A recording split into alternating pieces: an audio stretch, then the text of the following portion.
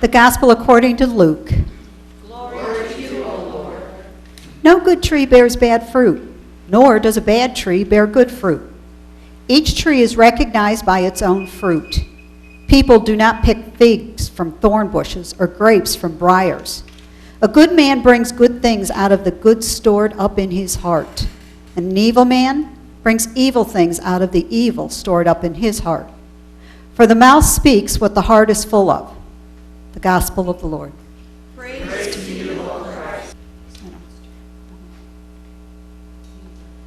Oh dear. Well, I think you all know my daughter Tina.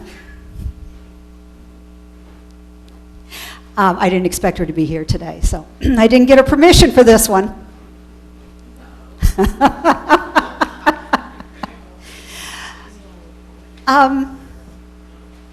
I think you all know she works in the medical field, which means that she works every other weekend and every other holiday. Which, by the way, I wanted to add, if you ever go someplace and they're working on a holiday, please remember to say thank you to that person, because you wouldn't get the service you went if they had taken the holiday off. So, and people in the health service, well, they lose a lot of the extra privileges that other people get, days off. But anyway, so every other holiday.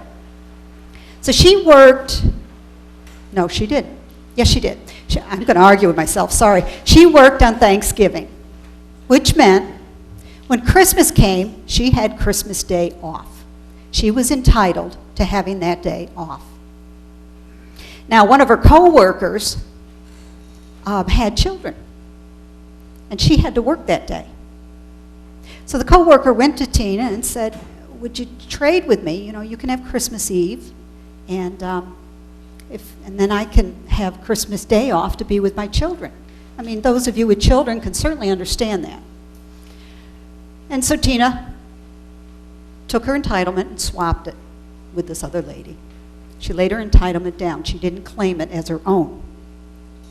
Now, this is a minuscule, and I do mean minuscule, example of what we read today in Philippians. Jesus Christ is the Son of God. Do we agree on that? And as the Son of God, would you also agree that he is more entitled to praise, worship, glory, and all the really, really good stuff that comes from God's creation? Can you agree with that? He is equal to God. Think about that. Jesus Christ, equal to God. Sinless, loving, forgiving, merciful. Even the demons screeched in his presence. And yet, he did not claim any of that entitlement for himself. You know, it's almost as if he understood that while he was entitled to rule next to God, that there were people that because of sin that were now condemned to death. And he also knew that if he held on to that entitlement and did not lay it down for them, if he did not have mercy on them or us, that these people would be lost. So,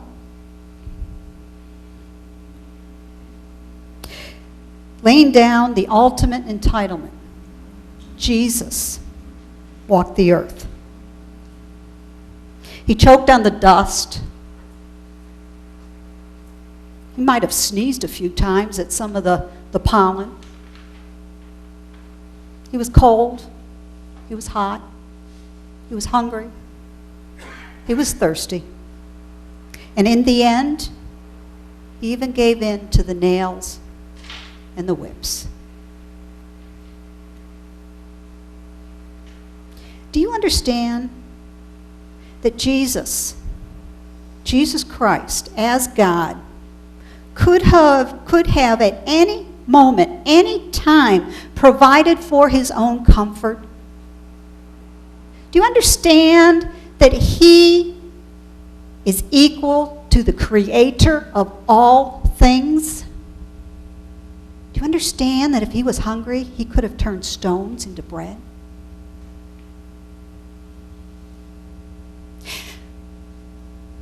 Do you also understand that at any time, any moment during his journey here, he could have said, enough. I've had enough. I tried. I'm done.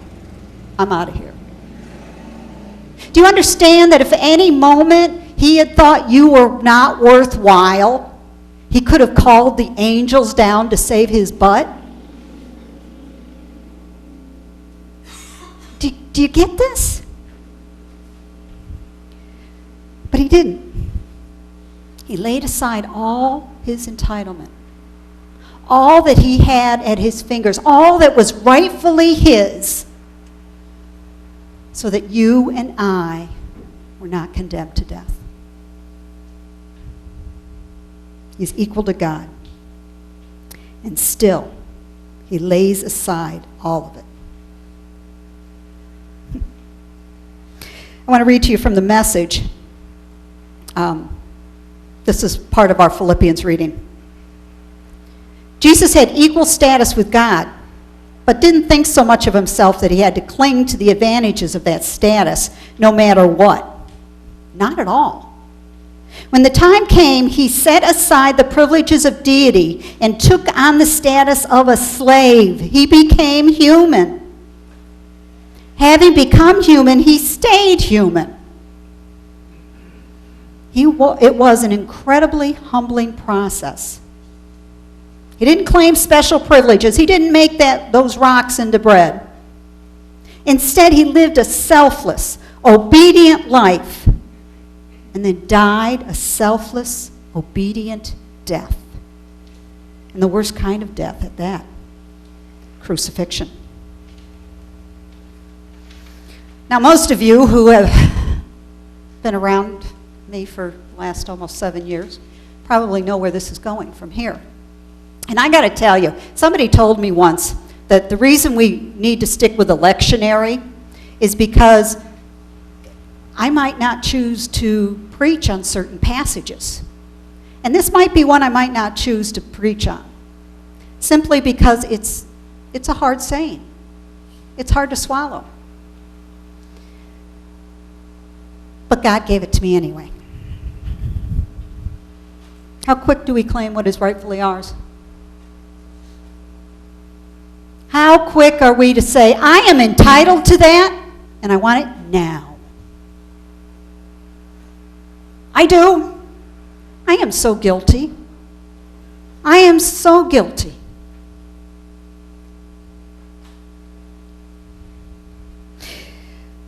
Also from the Message, if you've gotten anything at all out of following Christ, have you got anything at all out of following Christ? Anything? A little bit? Okay. If love has made any difference in your life, if being in a community of the Spirit means anything to you, what is the community of the Spirit? The church. Yes. If you have a heart, if you care, Paul says, do me a favor. Agree with each other. Love each other. Be deep-spirited friends. Don't push your way to the front. Don't sweet-talk your way to the top. Put yourself aside and help others get ahead. Don't be obsessed with getting your own advantage. Forget yourselves long enough to lend a helping hand. I Googled entitlement. I don't know what preachers did before Google. I have no idea. I can't imagine. I Googled entitlement, and it came up with a whole bunch of interesting stuff, but it came up with this quiz. You know those quizzes you see in magazines? And pick a number between 1 and 5, 1 being you disagree most, and 5 you strongly agree. Well, this is one of those quizzes, and I'm not going to ask you to keep track on your fingers unless you want to. I'm going to read you the questions. And the reason I'm doing this is because as I read the questions, I was offended because they fit me. And I suddenly realized that here I thought someone who didn't act too terribly entitled actually does have a terrible sense of entitlement. Number one, I deserve respect from others.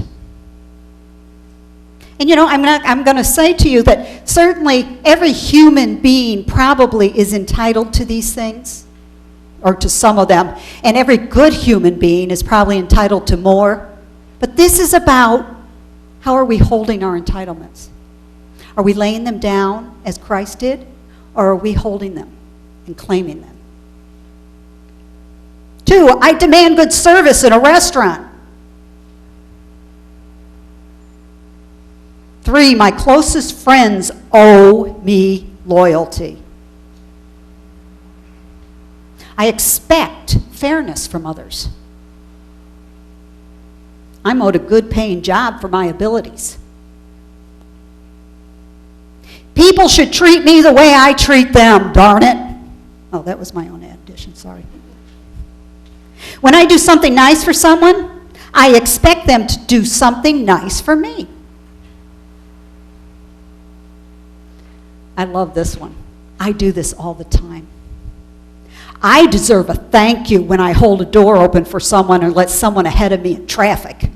Oh man, I hate that when they pull in and don't say thank you, or when they just walk through the door and don't even pay attention to me.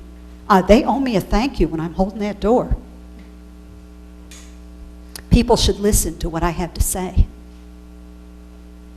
I often feel owed for things I have done.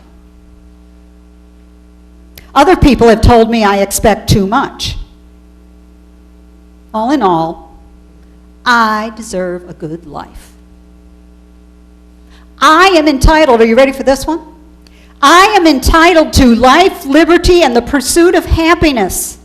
I am entitled to it. It's mine. I have the right. I find myself getting angry inside when others don't do things for me they said they would. My children owe me cooperation and obedience for all the sacrifices I have made for them. How do we hold on to those things? I hold on to some of them pretty tightly. Like I said, I don't think we needed to count on our fingers how much we agreed or disagreed with them, because if you're anything like me, just the very suggestion of some of these things blew me away. They owe me a thank you when I hold that door. Our culture loves to foster these notions in us. During the 70s, McDonald's restaurants built an entire chain around the slogan, "You deserve a break today." In the 80s, pamper yourself with Calgon. In the 90s, Bruce, we missed this one. You owe it to yourself to buy a Mercedes-Benz.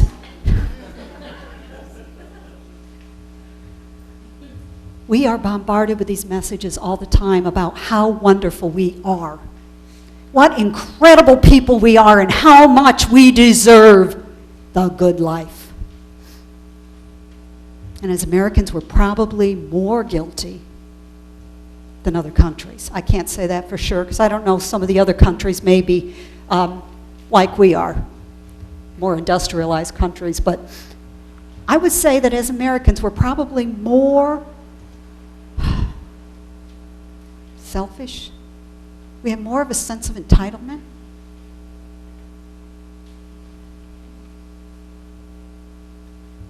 Well, I pray that those things that I do hold on to, those entitlements that I do claim mine, that God will help me open my hands and lay them down for the glory of God. I'm just going to ask you to take a minute and wrestle with the Spirit with this.